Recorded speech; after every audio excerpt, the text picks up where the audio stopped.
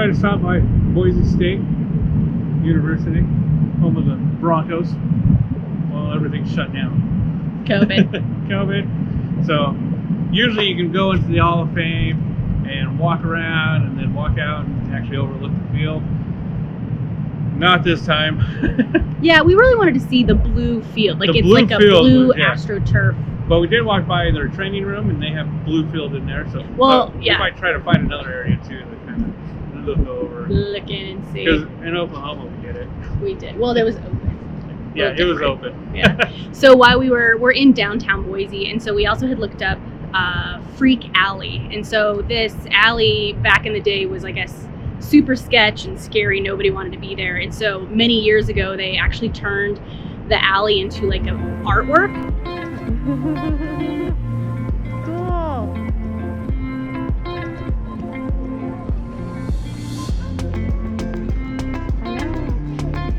Oh yeah, we're gonna walk.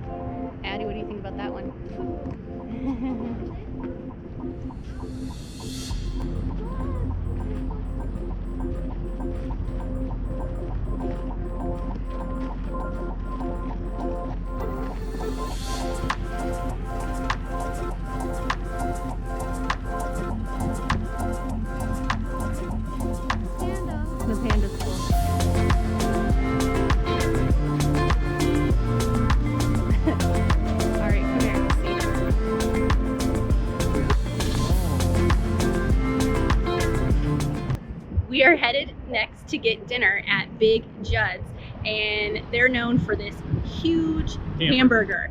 And so I think we're just gonna get one and see if we can just eat it all up. We'll try. We'll try. Yeah.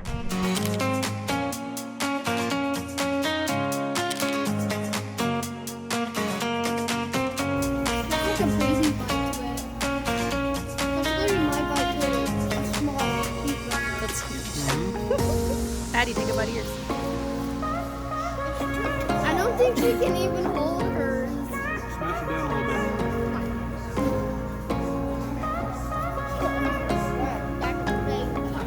All right, Jeremiah, where are we at? Shoshone Falls, Idaho. What are we here to see? Shoshone Falls. You gotta say it louder than that. Shoshone Falls. Yeah, And Twin Falls. So they say these are the Niagara Falls of the West. So we're gonna go check them out. Maybe walk down, go see, try to see where even Evel Knivel tried to jump it. Apparently the amount of dirt is still here.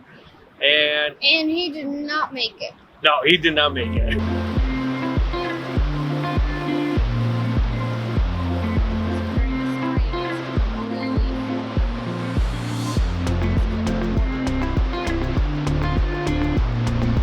212 feet high and 950 feet wide, Shoshone Falls is known as the Niagara of the West. But unlike the Niagara Falls, it is not surrounded by commercial development.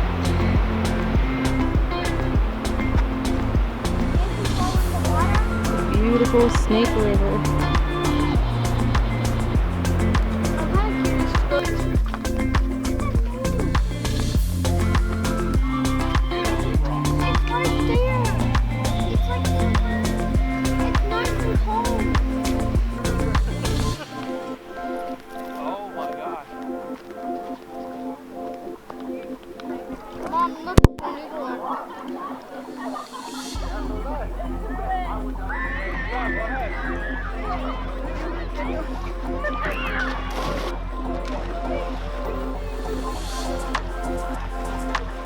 We're at Jumpsite. He performed to jump across the canyon. Yeah. Did he make it? No. Now, let's go check it out.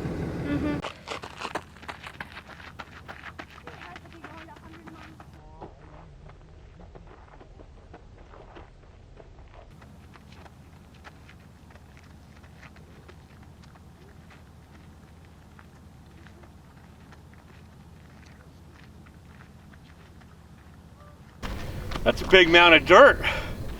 It's a huge mound of dirt. So when he jumped, he took off and started going across, and the crosswinds brought him back. So he actually landed back on this side. That's pretty daring though, but just standing up here on a calm day, it's pretty windy. It's pretty windy. So part of the ramp is the concrete pillars that went down. It was either made of, I can't remember, metal or wood, and it actually just sloped all the way up from the bottom. So he wasn't really jumping off the dirt, he was jumping off of a ramp. And then he did it. That's cool. I mean, just the pure guts to jump a canyon this size. It's crazy. It was amazing. And off in the distance, you can see our next stop, which is the Perrine Bridge. There is a path from Shoshone Falls that you can hike, and it's about 1.5 miles. I asked the lady that was working at the shop, and I go, what if we want to just drive over to where Evel Knievel's jump is? She just told me, well, you go out of the park, take a right, go all the way down, take another right, and then just follow it until it dead ends. Well, there's houses there. You got to veer a little left and come down a path that's behind all the houses. But it is a great tip because there is no one else out here. And I mean, I think it's kind of cool that part of this, and Evel Knievel was kind of history when he was jumping all these things. Best time to probably come see the falls and do this is all springtime, because the falls are flowing even more beautiful and it's not as hot. So.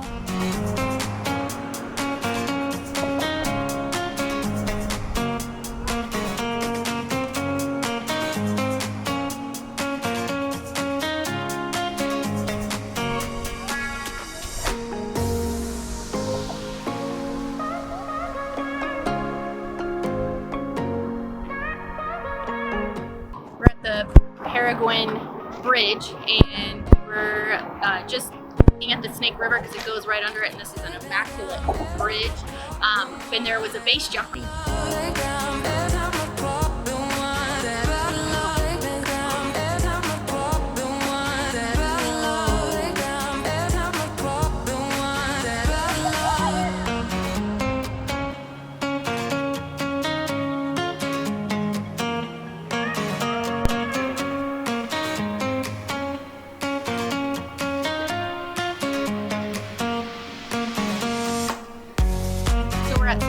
Waterfront Park, and as you can see, the bridge is behind us. So I had Googled it and found out that this is the best spot to get a really cool shot of the bridge. And this looks like just a nice park to hang out at. But we are actually going to head out to dinner, and we are hopefully going to check out some more tomorrow. We are at the Perrine Coulee Waterfall, and it is said that you can walk around it, but during certain times of the year, you are guaranteed to be like completely drenched. So I'm assuming spring runoff earlier in the season is a lot, but the mist feels really good. So this is just another find at right at the Centennial Waterfront Park.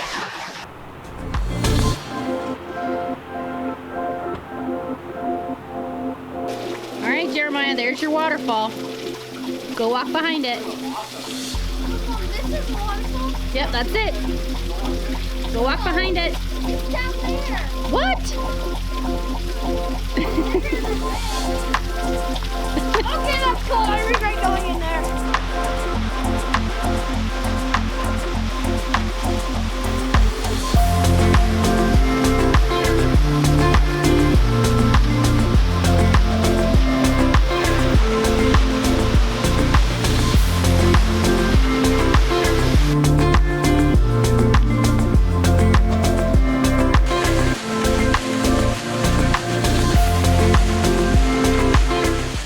We are at Craters of the Moon in Idaho. This is our last stop for our Idaho tour this time. And We are very excited to be here. This is a very unique national park, and it's made from lava fields from thousands of years ago, and there's a bunch to do here. So some cool facts about here is NASA has actually trained their Apollo astronauts. They trained them to walk on the moon here, and the ground, Inferno Point, feels like you're walking like in another planet. Pretty excited just to check it out, and we'll take you along as we stop along the different areas. 2,000 years ago, nearby volcanoes erupted so violently that they tore themselves apart. Rivers of lava floating huge chunks of crater wall down to this spot. Time passed, rocks crumbled, the seeds of rabbit brush and limber pine took root in the sparse soil. 100 years ago, a visiting minister declared this jumble of rock, shrub, and trees to be the garden fit for the devil himself. Welcome to Devil's Orchard. We are on the 7-mile loop that they have, and it's really nice because it's one way.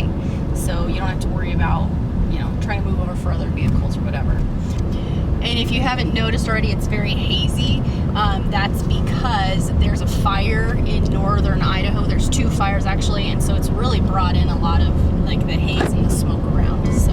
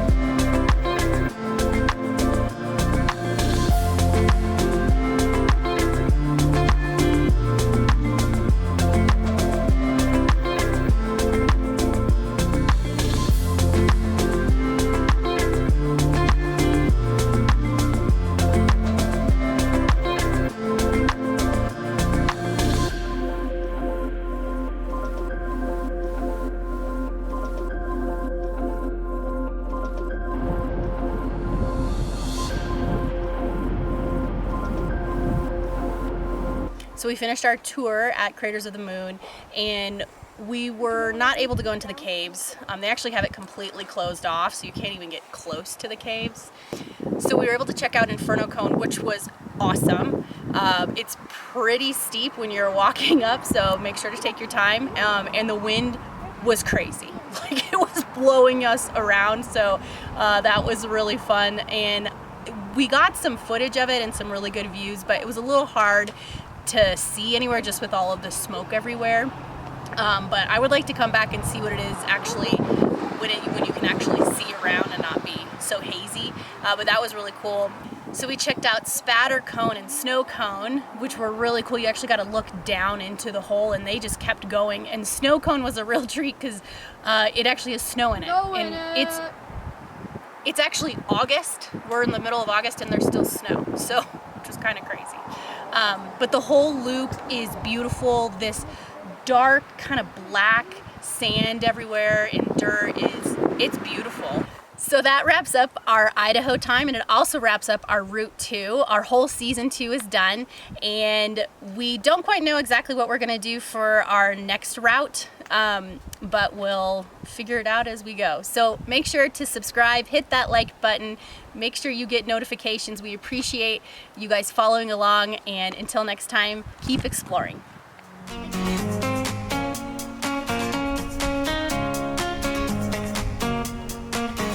This is our first rock climbing lesson.